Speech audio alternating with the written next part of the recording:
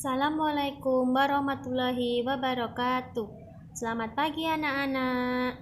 Tetap semangat ya. Pada pertemuan pagi hari ini kita akan belajar tema 4, kewajiban dan hakku. Subtema 3, kewajiban dan hakku dalam bertetangga. Pembelajaran 4, 5, dan 6. Marilah kita awali kegiatan belajar pagi hari ini dengan bacaan basmalah bersama-sama. Bismillahirrohmanirrohim. Menyajikan kalimat permasalahan dan sarannya dalam bentuk bagan. Coba sekarang kalian perhatikan teks yang tertera di layar. Bekerja bakti bersama tetangga.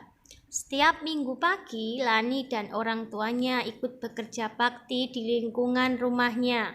Lani bertemu dengan tetangga-tetangganya. Lani melihat kubangan air yang kotor. Ia dan teman-temannya membersihkan kubangan itu agar tidak ada jentik nyamuk. Ibu Lani membersihkan taman karena banyak daun berserakan. Sedangkan ayah Lani bersama pemuda lain membersihkan parit. Parit dibersihkan agar sampah tidak menyumbat saluran air. Jika tidak dibersihkan, maka lingkungan rumah akan banjir karena air yang tersumbat oleh sampah. Nah, itu tadi teks tentang bekerja bakti bersama tetangga. Kalian bisa menyusunnya dalam bentuk bagan seperti ini. Kalian bisa tulis permasalahan yang terjadi dalam teks tersebut. Di situ permasalahannya, Lani melihat kubangan air yang kotor.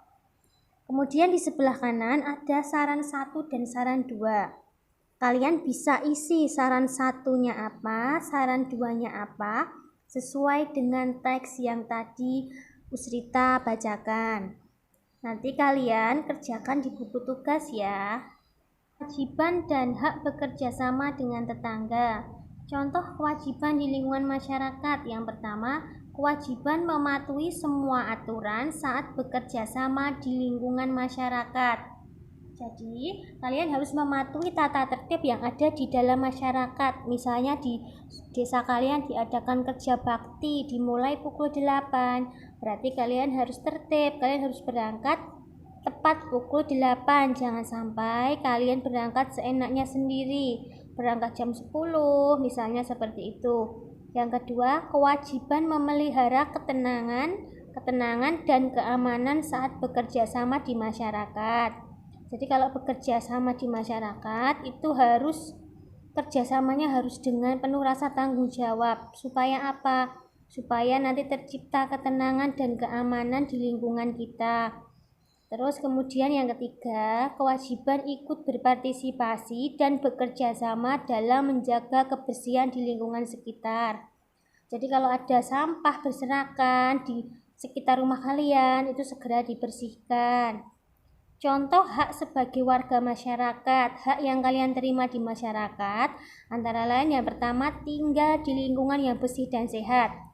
Kalau kalian menjaga kebersihan, otomatis kalian akan mendapatkan hak lingkungan tempat tinggal kalian akan bersih, terbebas dari nyamuk.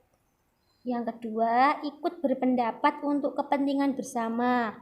Jadi misalnya ada musyawarah, kalian juga ikut mengutarakan pendapat demi kebaikan lingkungan sekitar kalian.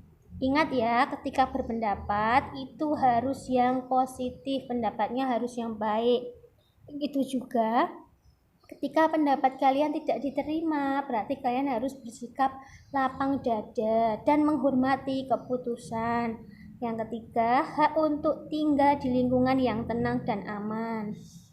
Kita lanjutkan.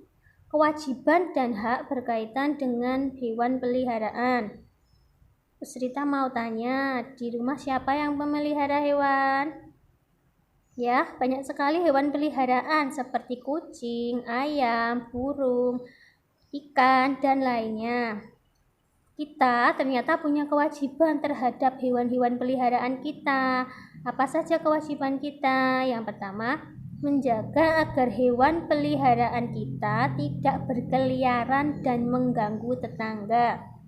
Misalnya kalian pelihara ayam, Kalau kalian pelihara ayam, itu biasanya dimasukkan dalam kandang. Jangan sampai ayamnya itu dibiarkan berkeliaran.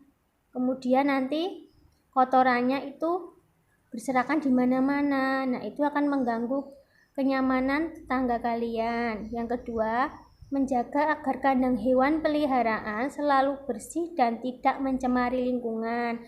Jadi kandangnya dibersihkan secara rutin.